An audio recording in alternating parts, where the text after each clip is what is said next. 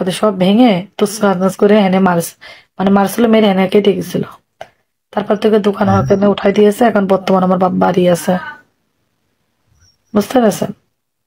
ওই ওই ওই আঘাতটার হওয়ার পরের থেকে আমার আব্বা আরো অসুস্থ হয়ে গেছে। মাটা মরে যাওয়ার পরে একটা দোকান দিছিল, মানে সংসারে টুকটাক দিত আর ওনার হাত খরচটা চলতো, এখন সেটাও পারে না। ঠিক আছে, এই যে কিসের আমি ঠিক দোকান? মতো রান্ধতেও না, বুঝছেন? আমার মনে ভালো না লাগলে সারাদিন রান্ধিনি, কেন মনে হয় শান্তি না থাকলে আমার রান্ধতেও ভালো লাগে না।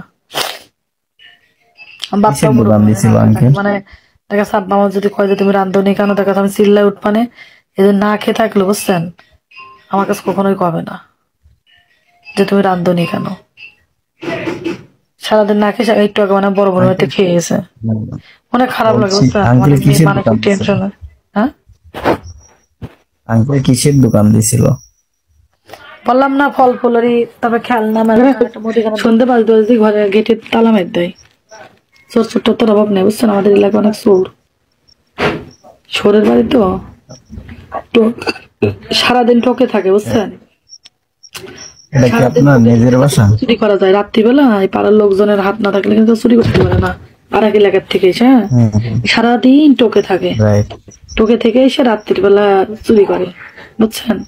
ভাঙা হাড়ি কিছুই নেই ঘরে, টাকা পয়সা শোনা যায় কিচ্ছু নাই, কিন্তু ভাঙা একটা হাড়ি নিয়ে গেলে তো লাভ আছে চোরের। তা 200 যেরকম টাকা। আমাদের এলাকায় কারেন্টের তার কয়দিন না, কিরে কারেন্ট থাকে না কেন গরমকালের সময়, কারেন্ট থাকে না কেন রে, কারেন্টের তার খাম্বার থেকে নিয়ে দৌড় মারে।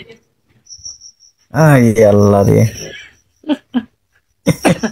যেরকম আমি এসি লাগাইছি না, এক কোয়েল তারের দামই নিয়েছে 10,000 টাকা। আমার আব্বাকে তার ছিল, ওই তারের দিয়ে আমার এসি মেসি শুট করিনি, মানে যে এসি দিতে যাচ্ছি, মানে আমার হচ্ছে ফুল 5.5 টন লেগেছে আমার, এসি দিয়ে, টিভি দিয়ে, ফ্রিজ দিয়ে, হ্যাঁ, 5.5 টন লেগেছে আমার।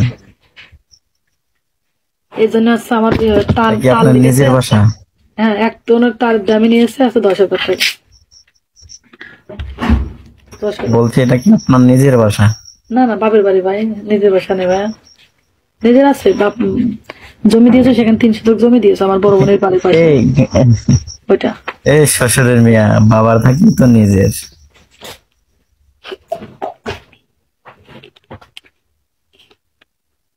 বলছি আমাদের এখানে অনেক যে লোক। শ্বশুরের মেয়ে বাবার থাকলেই তো নিজের।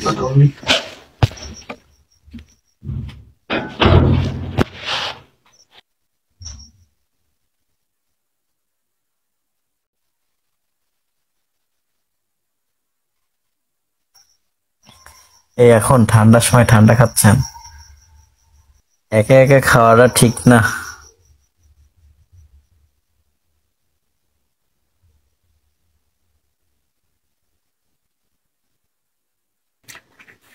ভাই আমি স্পিড খুব পছন্দ করি, ওই ভাগ্নির সাথে কথা বলছিলাম,